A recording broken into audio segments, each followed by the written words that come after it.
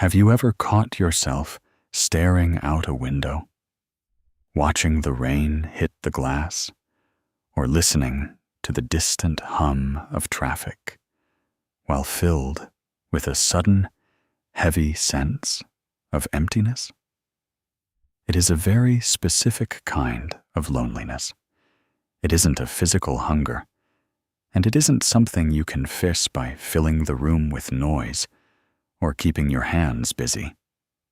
It is a quiet, aching weight that settles deep in your chest and whispers, "No matter who is around, I am completely on my own." Many of us carry an old, unspoken belief that we were never truly loved for who we actually are. If you look back at your childhood, everything might seem fine on the surface. Maybe you had a clean bed, hot meals, and parents who showed up to school events. But if you look closer into the quiet corners of your memory, you might realize that your deepest emotional needs remained entirely unseen. You learned very early that your feelings were too loud, too inconvenient, or simply too much for the adults in the house to handle. So, you did the only thing a child could do to survive. You tucked those feelings away. You became quiet, or you became perfect, or you became the helper. You learned to adapt. When you grow up in that kind of isolation, you build a perfectly functional life on the outside. You learn how to smile when you arrive at work, how to ask others about their days, and how to manage your responsibilities beautifully. But underneath that calm surface, there is a constant, exhausting effort to prove your right to exist. Every achievement, every clean kitchen, every favors done for a friend is just a frantic attempt to buy a little bit of safety, a little bit of worth.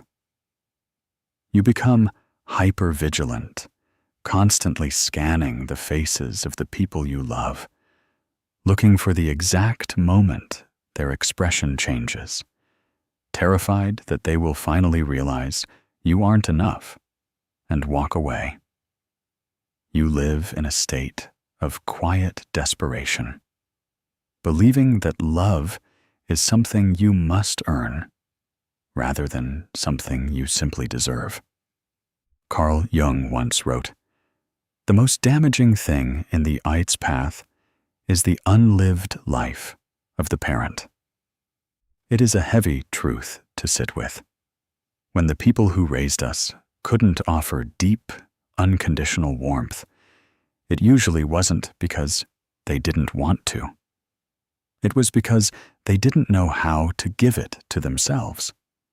They were carrying their own unhealed hurts, their own ghosts, and their own empty spaces. Because their emotional capacities were stunted, they simply had nothing left to pour into us. As a child, you couldn't understand that your parents were just flawed, overwhelmed human beings. You didn't have the perspective to say, "My mother is too depressed to hold me," or "My father is too anxious to notice my sadness." Instead, you internalized their emotional absence. You turned their inability to love you into a definitive story about your own lack of worth. You looked in the mirror of their blank expressions and concluded, "If the people who made me cannot love me, then I must be inherently unlovable." This is the invisible echo that follows you into adulthood. It is the shadow that sits beside you at dinner tables and follows you into your relationships. It is the voice that tells you to apologize when you haven't done anything wrong, or the paralyzing fear that grips you when a partner needs a little bit of space. You find yourself trapped in a loop, running away from the very closeness you crave, because the thought of being truly seen, and then rejected all over again, feels like it would utterly destroy you. You stay on the periphery of your own life, watching others experience deep connection, while wondering what secret code they possess that you somehow missed out on. But that echo from your past does not have to dictate your present. It is loud, and it is painful, but it is just a sound bouncing off the walls of old history. The void you feel inside belongs to yesterday. It belongs to a little child who was left to carry a burden far too heavy for their small shoulders. Recognizing this distinction is the very first step toward healing. When you can look at that heavy, empty ache, not as proof that you are broken, but as evidence of what you lacked, everything begins to shift. You begin to realize that the adults who couldn't love you did not hold the final verdict on your worth. The safe, warm, and unconditional love you have been searching for in everyone else is something you have the power to create. The echo can finally start to fade because you are choosing to step into the room and change the sound. We often don't realize how harshly we talk to ourselves until we actually stop to listen. Think about what happens when you make a minor mistake in the privacy of your own home. Imagine you are pouring your morning coffee and your hand slips, sending the mug shattering across the floor. Or maybe you are driving to an important appointment and you accidentally miss a turn, adding 10 minutes to a journey when you are already running late. What is the immediate voice that rings out in your head? For so many of us, it is not a gentle shrug or a calm sigh. It is a sharp, critical reprimand that feels like a slap. How could you be so stupid? You always mess things up. You can't do anything right. We tend to treat our own stumbles with a severity we would never direct toward a friend, a child, or even a complete stranger. If you saw a coworker drop their lunch, you would rush over with napkins and tell them comfortingly, "Don't worry about it. It happens to everyone." Yet, when the exact same thing happens to you, the internal judge sentences you to a wave of shame and self-hatred. We carry this harshness around like a heavy, invisible backpack, punishing ourselves for the crime of being human. This critical inner voice is not your true identity. It is just an old survival mechanism, a perfect replica of the conditional environment you grew up in. When you were small, making a mistake felt incredibly dangerous. It meant losing whatever fragile approval you had, or it meant facing an unpredictable outburst. You learned to criticize yourself first, hoping that if you were hard enough on your own flaws, you could protect yourself from the pain of someone else pointing them out. But you are not a child in that house anymore, and that old shield is now cutting into your own skin. Reparenting means stepping directly into that chaotic stream of thought and choosing to change the dialogue. It requires you to become a loving guardian who stands between your vulnerable heart and that cruel inner critic. Carl Jung observed that we cannot change anything unless we accept it. Condemning yourself for having a critical voice only adds more judgment to an already hurting system. Instead, the next time you feel that familiar, cold wave of self-blame wash over you after an exhausting day, just pause. Breathe. Notice the harshness without letting it take the wheel. Imagine what it would feel like to completely alter the way you respond to your own fatigue and your own human limitations. Think of a Tuesday evening when you come home from work so depleted that your body feels like lead. The laundry is piled up, the to-do list is still completely unfinished, and you feel a crushing sense of inadequacy because you just don't have the energy to clean up or be productive. The old narrative would tell you that you are lazy, that you are failing, and that you need to force yourself to keep moving. The new narrative, the reparenting narrative, asks you to do something radically different. It asks you to offer yourself a moment of genuine, unfiltered gentleness.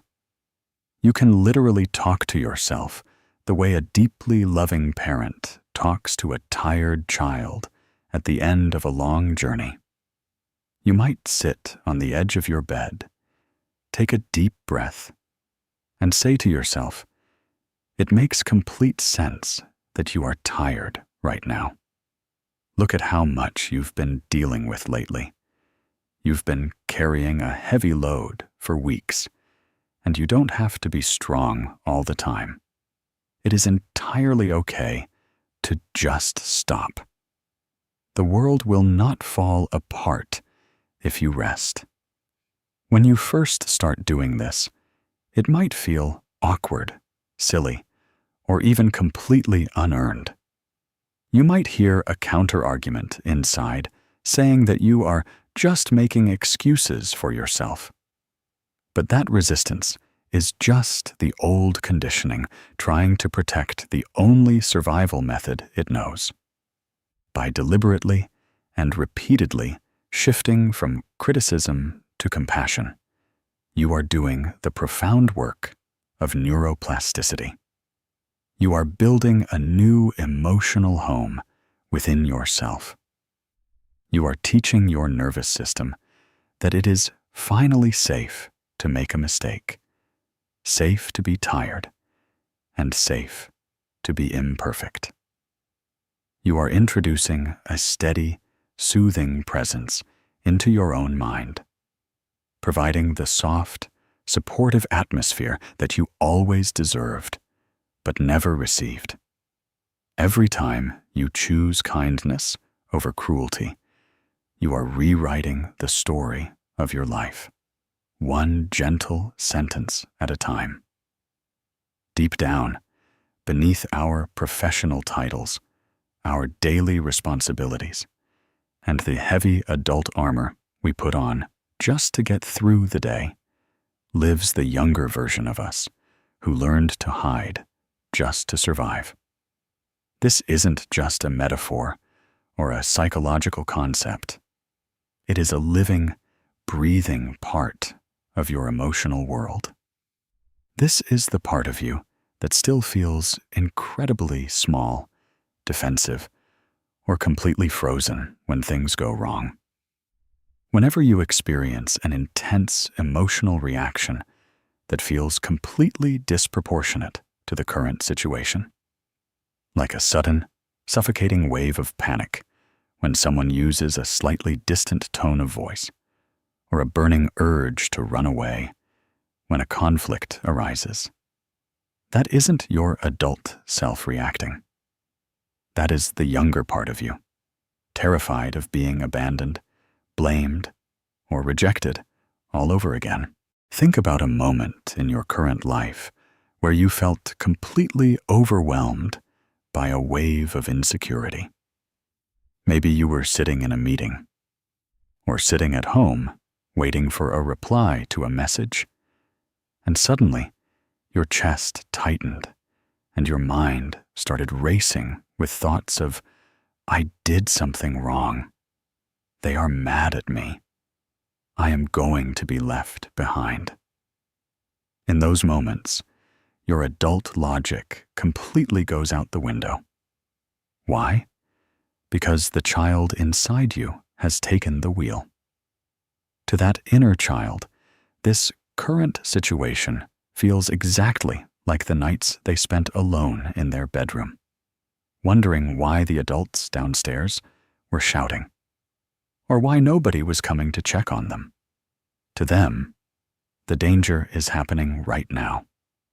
To heal, we have to stop ignoring that vulnerability. For most of our lives, we have tried to deal with our inner child by pushing them further into the dark. We tell ourselves to grow up, to stop being so sensitive, or to just get over it.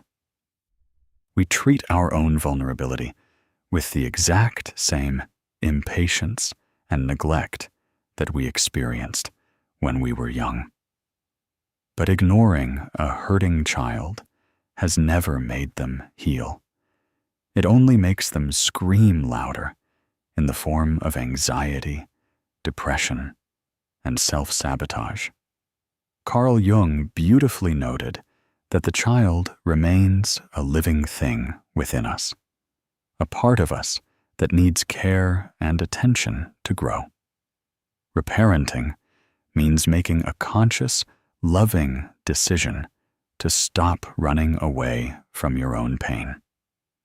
It means choosing to sit down next to that younger version of yourself during a moment of deep distress. Imagine a night when the anxiety is so loud you can't sleep. Instead of pacing the room or scolding yourself for being anxious, wrap your arms around yourself. Visualize that small, frightened child who learned that they had to handle the entire world on their own. Don't try to fix their feelings. Don't tell them they are overreacting. And don't demand that they cheer up. Just sit with them in the quiet. Let them hear the words they have been waiting decades to hear. Speak to them directly in the silence of your mind. I see you. I see how scared you are, and I am right here with you now. You don't have to perform for me. You don't have to be perfect to keep my love, and I am never, ever going to walk away from you. Look at that child and acknowledge how heavy the world felt back then, and assure them that things are different now. Tell them, you don't have to carry the weight of this family anymore. You don't have to protect everyone else. That is my job now. I am the adult, and I am going to protect you. When you offer yourself this steady, unwavering presence, a profound shift begins to happen within your nervous system. The old fears slowly lose their tight grip. The child within you realizes that they no longer have to face the dark alone, because they finally have a protector, you. You are becoming the safe parent you always needed, but never had. By comforting that small, unseen part of yourself, you are building an internal sanctuary that no outside storm can ever take away. When we grow up feeling fundamentally unloved, we often develop a hyperfixation on the needs, moods, and desires of everyone else around us.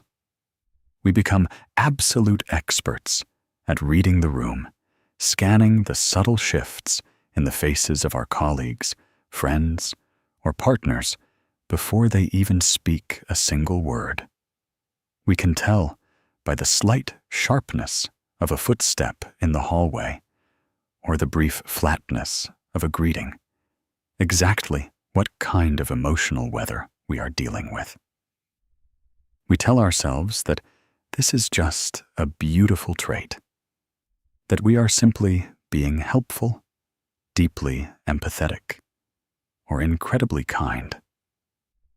But if we are willing to look closer, past the comfortable stories we tell ourselves, we find that this constant vigilance is actually a shield. It is a survival strategy born out of terror. We believe that if we can just be useful enough, accommodating enough, and completely agreeable, we will finally earn a permanent, safe place in their lives. Think about how this plays out in your regular week. Someone asks you for a massive favor that you realistically do not have the time, energy, or emotional capacity to fulfill. Maybe it is an extra project at work when you are already drowning, or a friend asking you to show up for them when you are completely depleted. Your body immediately sends you a signal. Your stomach knots, your chest feels heavy, and a quiet voice inside begs you to say no. But before that boundary can even reach your lips, a wave of panic hits you. The fear whispers, if I say no, they will be disappointed. If they are disappointed, they will leave me, and I will be all alone again. So, you smile, swallow your own exhaustion, and say, of course I'd love to help. You put up the shield of people-pleasing, sacrificing your own comfort just to keep the peace. But this constant shape-shifting comes at a terrible, heartbreaking cost. You completely lose touch with your own identity. When you spend your entire life being whoever everyone else needs you to be, you eventually look in the mirror and realize you have absolutely no idea who you actually are when you are completely alone. You become a ghost in your own life. Carl Jung noted, "The privilege of a lifetime is to become who you truly are. But you cannot become yourself if you are constantly erasing your own boundaries to make sure everyone else is comfortable. Every single time you say yes to someone else, while your entire being is screaming no, you are essentially abandoning yourself to avoid their disapproval. You are repeating the old childhood pattern of sacrificing your true self just to buy a tiny bit of conditional love. Reparenting requires you to slowly, gently, but firmly lay down that heavy shield of people-pleasing. It means learning to tolerate the intense discomfort of letting others be temporarily disappointed so that you can finally be honest about your own limits. The next time you feel that frantic urge to overextend yourself, pause and check in with your inner child. Realize that the panic you are feeling belongs to that little version of you who thought they had to be perfect to be loved. Talk to yourself in that exact moment of pressure. Breathe through the anxiety and say, I know it feels scary to say no right now. It feels like we are going to be rejected. But I am right here, and your peace matters more than their approval. It is okay to protect your energy. When you choose to honor your own needs, you are finally breaking the exhausting cycle of earning your right to exist. You are teaching yourself that you are worthy of love, not for what you can do for others, but simply for who you are. A major, often deeply painful part of learning to care for yourself is acknowledging the reality of what you actually missed out on. It is completely natural to feel a profound, heavy sense of grief for the childhood you didn't get to experience, the protection you never felt, and the comforting words you never heard. When you look back at your life, you might feel a sudden ache when you see a parent tenderly comforting a crying child in a grocery store, or when you hear a friend talk about how they can always call their family for advice and comfort. In those moments, the contrast between what they have and what you lacked becomes a sharp, physical pain in your chest. You realize there is a whole language of emotional safety that you were never taught, a foundational warmth that you had to live without. Sometimes, we try to bypass this sadness by rationalizing our past.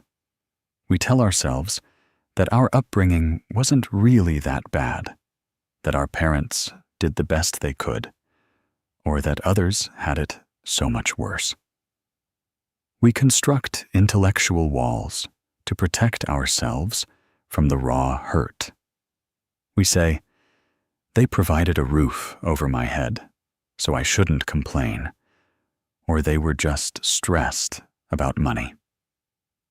While those things may be true, using them to dismiss your own pain doesn't make the wound disappear. It just buries it deeper inside, where it rots into resentment and chronic fatigue. Carl Jung observed that neurosis is always a substitute for legitimate suffering. When we refuse to feel the clean, honest pain of our losses, we trap ourselves in a loop of ongoing emotional suffering. Allowing yourself to genuinely grieve is not a sign of weakness, nor is it about staying stuck in bitterness or blaming your past forever. It is an act of profound honesty and deep self-respect. It is looking at your history and saying, "Yes, this happened. And yes, it hurt me deeply." To heal the child within, you must be willing to weep for them. Let the tears come when you think about how lonely it was to sit in that quiet bedroom, feeling like you were entirely invisible. Let yourself feel the anger and the sorrow that comes with knowing you deserved to be held, cherished, and protected, but you were left to figure out the world all on your own. Imagine sitting with yourself on a quiet evening when the grief feels particularly heavy. Instead of trying to distract yourself, instead of looking for something to numb the ache, just allow the sadness to be there. Wrap a warm blanket around your shoulders, place a hand over your heart, and acknowledge that it was completely unfair. You might tell yourself, "I am so sorry you had to grow up so fast. I am so sorry nobody was there to see how hard you were trying. You deserved to just be a child." By letting yourself feel the full weight of that loss, you are finally honoring the truth of your experience. You stop pretending that everything was fine, and in doing so, you validate the younger version of you who spent years believing their pain didn't matter. Grieving is the storm that clears out the old emotional debris. It washes away the heavy expectations and the false stories of your unworthiness, making the soil of your heart soft and fertile again. It is through these tears that genuine self-love finally takes root, allowing you to build a beautiful present on the foundation of an accepted past.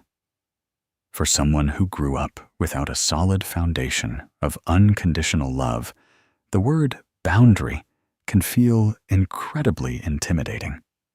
It doesn't sound like safety. It sounds like a threat. We often equate setting a limit with creating conflict, fearing that the moment we say, "I can't do that," or "I need to stop," we will cause people to leave us completely. Because we learned early on that our value was tied to our compliance, we live in terror of the space that boundaries create. We assume that if we are not completely accessible, we are entirely disposable. As a result, we let our schedules overflow. We accept disrespectful or careless behavior from others, and we overextend our energy until our bodies are screaming in exhaustion. We willingly let people walk through the rooms of our lives with muddy shoes because we are terrified that if we ask them to wipe their feet, they will choose to walk away and never come back. Think about how this feels in your regular, everyday life. It's the knot that forms in your stomach when someone calls you on your evening off, asking for a favor, and you find yourself saying yes before you even have a chance to think. It's the way you stay quiet when a partner or friend makes a sarcastic comment that deeply hurts your feelings, swallowing the pain and laughing along so you don't seem too sensitive. You live in a constant state of accommodation, managing everyone else's comfort while your own inner house is neglected and burning down. Carl Jung wrote, "Healthy people don't torture others. Generally, it is the tortured who turn into torturers." When we refuse to set boundaries, we slowly torture ourselves, and that unexpressed pain eventually turns into a deep, bitter resentment toward the very people we are trying so hard to please. We become angry at them for taking what we never had the courage to protect. True self-care means recognizing that boundaries are not cruel walls built to push people away or punish them. They are the clear, defined spaces that protect your own well-being. They are the guidelines that teach people how to love and respect us without destroying us in the process. Setting a boundary does not require you to be harsh, loud, or confrontational. It can be done with an incredible amount of gentleness and peace. It can look like stating calmly, "I would love to help you with this, but I don't have the capacity to do it today," or deciding that you will no longer participate in family conversations that leave you feeling diminished and small. It means recognizing that you are responsible for your own peace of mind, and you are not responsible for managing the emotional reactions of other adults when you tell them the truth about your limits. When you begin to establish and maintain these limits, you are doing the profound work of reparenting. You are stepping in as the protective guardian your inner child never had. Imagine holding the hand of that anxious small part of you that trembles whenever you have to say no. You can look at that fear and say, "I know this feels dangerous. I know you think they are going to leave us, but I am right here, and I am going to keep us safe. Your energy, your time, and your peace of mind are incredibly valuable, and I will protect them every time you stand your ground and honor your own capacity." You send a powerful message straight to your nervous system. I matter. My life matters. You slowly break the old habit of self-abandonment, and you realize that the people who truly belong in your life will respect your boundaries, while the ones who get angry are simply missing the absolute control they used to have over you. It is one thing to read books about healing, understand the deep psychological concepts, and logically grasp why we feel the way we do. It is an entirely different thing to apply that knowledge when life gets messy, loud, and completely overwhelming. You can listen to podcasts, highlight passages in books, and fully comprehend the mechanics of your childhood wounds while sitting in a quiet room. But the real test of healing doesn't happen when things are peaceful. It happens in the ordinary, mundane moments of life, especially when you are tired, frustrated, or feeling deeply discouraged, and the old habits start pulling you back like a heavy undercurrent. True reparenting is not a grand, one-time realization. It is a quiet, daily discipline of choosing yourself over and over again. Think about a moment when you feel completely stuck on a project, or you are staring at a massive list of daily tasks that feels completely unmanageable. On the outside, it looks like a simple logistical problem. But on the inside, the pressure is mounting, your chest is tightening, and that old, familiar voice begins to drive you forward with an absolute lack of mercy. The old pattern, the one that kept you safe for decades, tells you that your worth is tied entirely to your output. It whispers that if you don't finish everything right now, you are lazy, failing, and completely inadequate. So, you force yourself to keep going, ignoring the headache forming behind your eyes, ignoring the way your lower back aches, and completely shutting down your body's cries for a break. You treat yourself like a machine, because that is how you learned to survive. Carl Jung noted that you are what you do, not what you say you'll do. True change lives in the action, not just the understanding. The practical act of self-care in that exact moment of high stress is to actively step in and disrupt the cycle. It means pausing right when the pressure is at its peak. You actively stop what you are doing, gently close the project, and choose to step away, even while the anxious voice in your head is screaming that you are falling behind.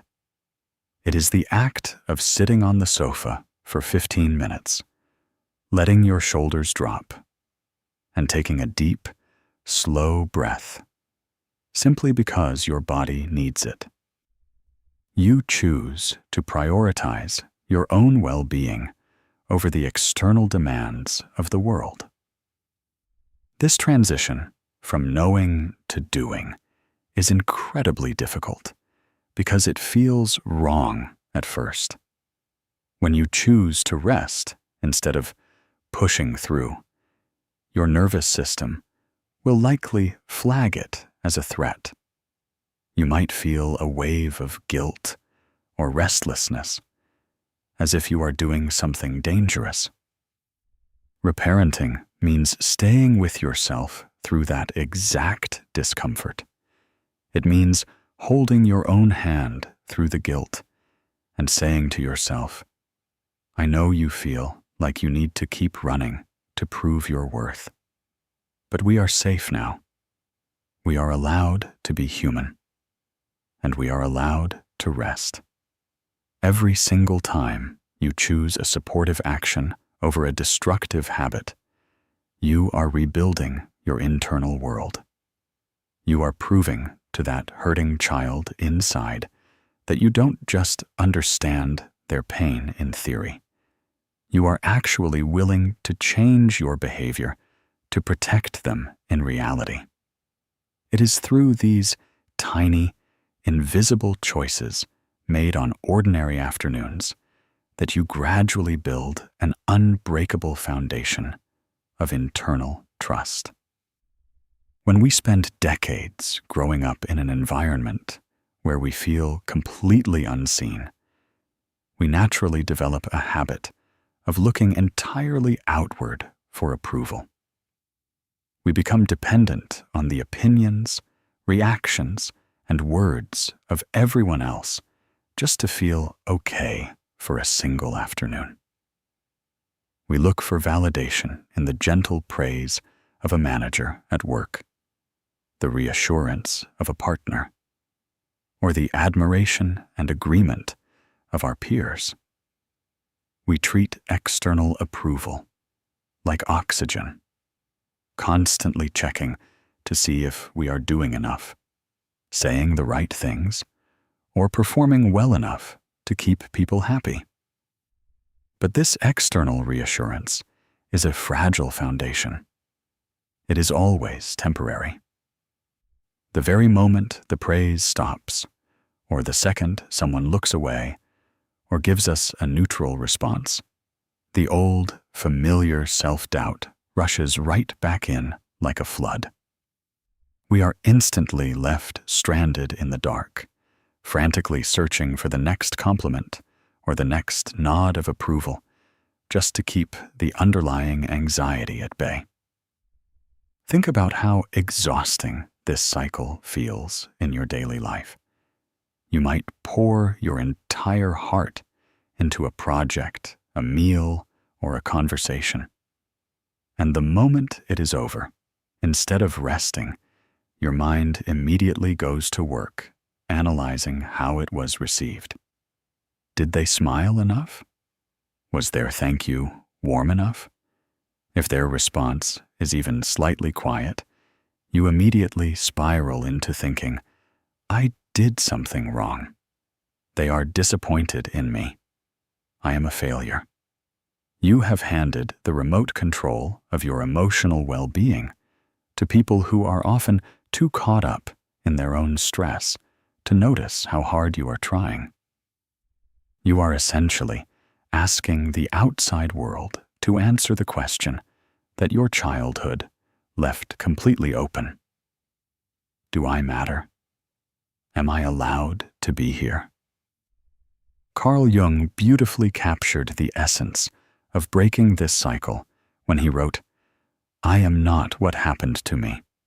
I am what I choose to become. To heal, you have to choose to become the primary source of your own validation. You have to step into the role of the proud, loving parent who looks at your efforts and holds them as precious, regardless of whether anyone else notices. This means that when you finish a difficult, draining task or navigate a deeply stressful situation, you must consciously stop yourself from looking around the room to see who is clapping. You need to take a deep breath, put a hand on your own chest, look directly at your own hard work, and say to yourself, I am really proud of how I handled that. I know how heavy that was, but I showed up, and I did my absolute best. Imagine what it would feel like to walk through your day carrying your own stamp of approval. When you make a decision, instead of polling 5 different friends to see if it's the right choice, you trust your own gut. When you dress up or create something, you do it because it feels good to you, not because you need someone else to tell you that you look nice or did well. Reparenting means gently teaching your inner child that they no longer have to perform on a stage to earn their right to exist. You can look at that small, anxious part of you that is desperate to please everyone and say, you don't have to impress them anymore. I see how hard you worked today, and that is more than enough for me. Your worth is not up for debate, and it is not dependent on their opinion.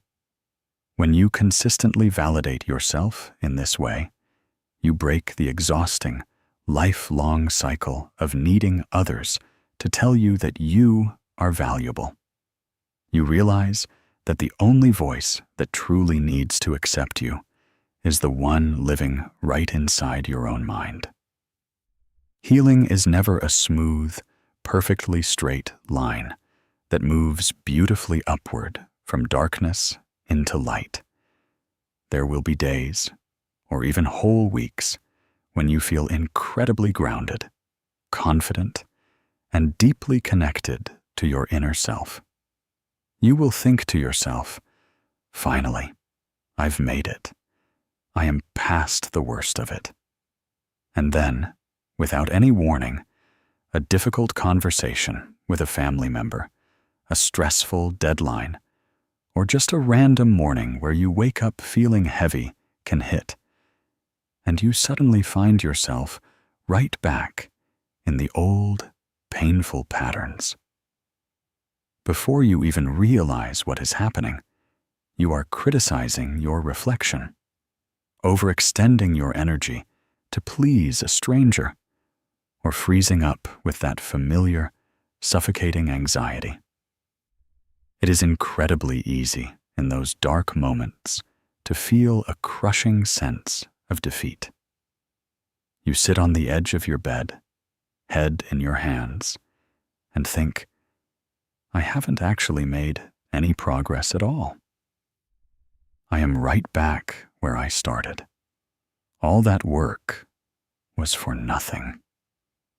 The inner critic rushes back to the microphone, using your current struggle as proof that you are fundamentally broken and that healing is a luxury meant for other people, but not for you.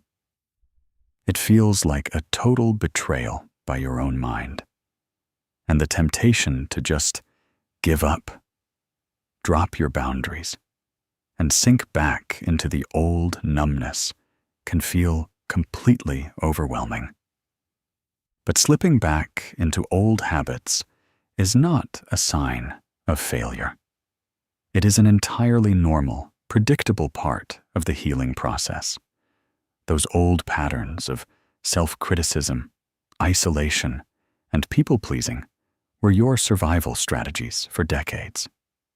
They are deeply ingrained, familiar tracks in your mind that you ran down every single time life felt dangerous when you were small. When you are stressed, tired, or overwhelmed today, your nervous system simply reaches for the oldest tools it has to keep you safe. It isn't trying to hurt you. It's just reacting out of memory. Carl Jung wrote, "Even a happy life cannot be without a measure of darkness, and the word happy would lose its meaning if it were not balanced by sadness." Relapses are just the moments where the old darkness tests your new foundations, asking you if you are truly ready to offer yourself grace when things are falling apart. When you experience a setback, the worst thing you can possibly do is punish yourself for it. Punishing yourself for a relapse is just using the old, conditional parenting style that caused the wound in the first place. Instead, reparenting asks you to treat yourself with the exact same tenderness and compassion you would show a toddler who is learning to take their very first steps. When a small child takes 2 steps forward and suddenly tumbles to the floor, you don't stand over them and yell, "What is wrong with you? Why aren't you running yet?" You don't tell them they are a failure. You kneel down on the floor with them, open your arms, and look at them with a smile. You help them back up, dust off their knees, and gently encourage them to try again whenever they are ready. Imagine what it would feel like to meet your mistakes with that level of warmth. The next time you realize you've abandoned a boundary or fallen into a spiral of self-doubt, take a long, deep breath. Put your arms around yourself and say to your hurting inner child, "It is okay. We had a hard day, and we slipped back into old ways because we were scared and tired. But I am not mad at you. We didn't lose our progress. We just had a bump in the road. I am right here. I still love you, and we can just try again tomorrow." When you respond to your slips with kindness instead of cruelty, you change the entire game. You teach your system that you don't have to be perfect to be safe with yourself. You realize that healing isn't about never falling down. It is about how gently and lovingly you pick yourself back up. As you consistently practice showing up for yourself, week after week, a quiet but profound transformation begins to take place within your life. It doesn't happen with a loud burst of fireworks or a sudden, dramatic shift. Instead, it arrives like the slow, steady dawning of a new day, where the shadows gently pull back to reveal a landscape that looks entirely different than it did before. The vast, cold emptiness that used to define your inner world, the ache that made you feel like an permanent outsider looking in through a frosted window, slowly starts to fill with your own steady, warm, and supportive presence. You begin to notice moments where you feel a strange, beautiful sense of ease while sitting alone in a quiet room. You look around, and for the first time in your life, you realize that the air doesn't feel heavy with expectations anymore. You start to understand that while you absolutely cannot change the past, and you cannot force the people who raised you to give you what they simply did not have, you possess the full, undeniable power to provide that love and validation to yourself right now. You are no longer a helpless observer of your old childhood wounds, waiting for someone to arrive and rescue you from the dark. You are a capable, resilient adult who can hold their own hand through the scariest nights, celebrate their own tiny, invisible victories, and offer absolute comfort in moments of deep sadness. Carl Jung beautifully noted, "The turning point in development comes when the individual accepts themselves as they are." This acceptance is the very horizon we have been walking toward. It is the moment you stop fighting against your own history and instead decide to build a sanctuary right in the middle of it. Imagine walking through your life with a deep, unshakable understanding that you are completely worthy of love, care, and respect, simply because you are here. Think about what it feels like to wake up in the morning and know without a single doubt that no matter what mistakes you make today, no matter who passes judgment on you, and no matter how many things go wrong, you will always return home to a mind that is kind to you. You stop looking at yourself as a project that needs to be fixed, or a broken vessel that needs to be glued back together. You see yourself as a living, breathing human being who survived a long winter and is finally being allowed to soften, to bloom, and to breathe. This is the ultimate goal of the entire reparenting journey, to become your own safe harbor. It is the realization that the unconditional love you spent your whole life searching for in the approval of others, the success of your work, and the compliance of your actions was actually waiting inside you the entire time. You are the parent you always needed. When you look back at that small child who felt so invisible and unlovable, you no longer look at them with pity or shame. You look at them with an overwhelming wave of gratitude, thanking them for carrying the torch through the dark until you were strong enough to take it from their hands. You can smile at them in the quiet spaces of your heart and whisper, "We made it. We are safe now. You can finally rest because I have got us from here." The invisible echo of your past is finally replaced by the gentle, steady rhythm of your own self-compassion. And you walk forward into the rest of your life, entirely whole and entirely free. The moment you decided to stop waiting for your past to change and instead decided to become the loving protector of your present, you took the keys back. You became the author of your own worth, the validator of your own grief, and the gentle guide through your own relapses. Think of the immense courage it took for you to get to this very moment. You had to look at things that were deeply unfair, weep for a childhood that felt cold and distant, and completely dismantle the survival strategies that kept you alive for decades.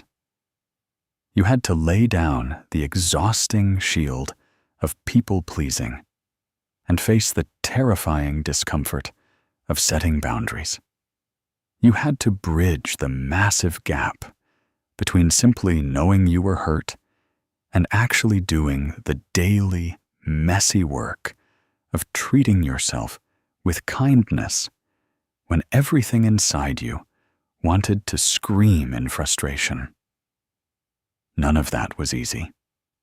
It required an immense, quiet bravery that nobody else might ever fully see or understand. But the child inside you saw it. They watched you stand up for them, time and time again, until they finally realized they didn't have to hide in the dark anymore. As you move forward into the rest of your life, let this self-compassion be your steady compass. When the world demands too much of you, let your boundaries protect your peace. When you make a mistake, let your internal dialogue be a soft place to land rather than a sharp blade of judgment. And when you look in the mirror, let yourself see a person who is entirely worthy of being cherished, protected, and loved.